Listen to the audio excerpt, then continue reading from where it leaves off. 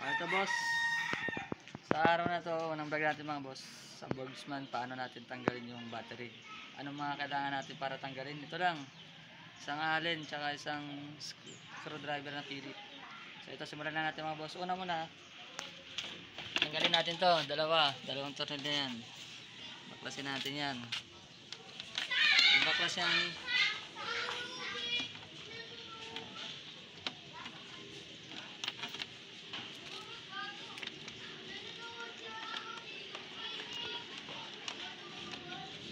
ayan boss. Okay. Ito magtatanggal. Ayan, dalawang tornilyo yan, tanggalin natin. Pagkatapos yan, hatakin lang natin pababa. Itong kana to, hatakin ng pababa. Ayan, okay. Ayan na. Ito yung battery ng Borgsman. Ayan na. Pasensya na, may mga wire kasi sa mini driving na yan. Ito yung positive, negative. Pero bago natanggalin yan, ito may yan yung harang, yung rubber. Atake mo lang yan. Kasi yan. Okay na yan. Unahin sa pagtanggal. Ako tagay, nuuna ko positive. Nuuna ko sa positive terminal sa battery. Ayan.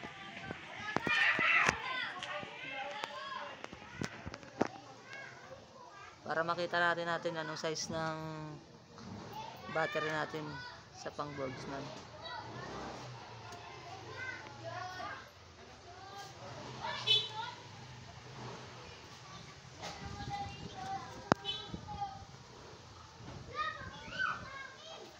Sunod yung negative terminal, tanggalin natin.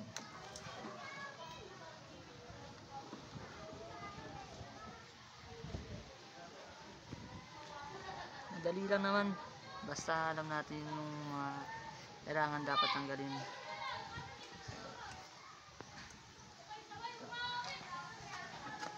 Tapos yan, takin lang natin ito. Hindi lang siya kasi maliit na yung space ni.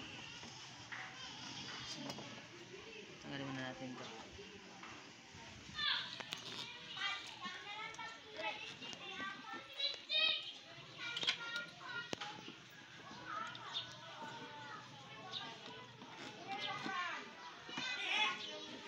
Yan. Ito yung stock na lagi kay Borgsman. Yan yung ano niya, size ng battery. So, yan lang. Ganun lang mga boss. Paano tanggalin ang battery ng Borgsman. Okay, right?